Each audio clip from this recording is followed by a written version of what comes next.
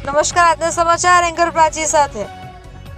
Ankleshwar notified વિસ્તારમાં ભાજપ યુવા મોરચાની નવી સમિતિ દ્વારા સરદાર પટેલની પ્રતિમાને પુષ્પાંજલિ અર્પણ કરાઈ। અંકલેશ્વર નોટિફાઈડ વિસ્તારમાં આજરોજ ભારતીય જનતા પાર્ટી યુવા મોરચાની નવનિયુક્ત સમિતિ દ્વારા એક વિશેષ કાર્યક્રમનું આયોજન કરવામાં આવ્યું હતું।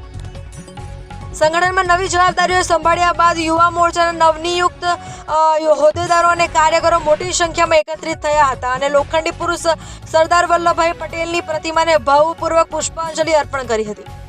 આ પ્રસંગે ભારત માતા કી જય અને વંદે માતરમના નારાઓથી સમગ્ર વાતાવરણ ગુંજી ઉઠ્યું હતું। નવી સમિતિના સભ્યોએ સરદાર પટેલના આદર્શો અને રાષ્ટ્રવાદની ભાવનાને અનુસરીને સંગઠનલક્ષી કાર્યો કરવાની નેમ વ્યક્ત કરી હતી। આ કાર્યક્રમમાં ભાજપના સ્થાનિક અગ્રણીઓ અને યુવા કાર્યકરોએ હાજર રહી નવી ટીમને પ્રોત્સાહિત કરી હતી। આગામી સમયમાં યુવા મોરચો આ વિસ્તારમાં લોકહિતના કાર્યો અને સંગઠનને મજબૂત બનાવવા માટે એક સક્રિયપણે કાર્યરત રહેશે તેવો વિશ્વાસ હોદ્દેદારોએ આ તકે વ્યક્ત કર્યો હતો।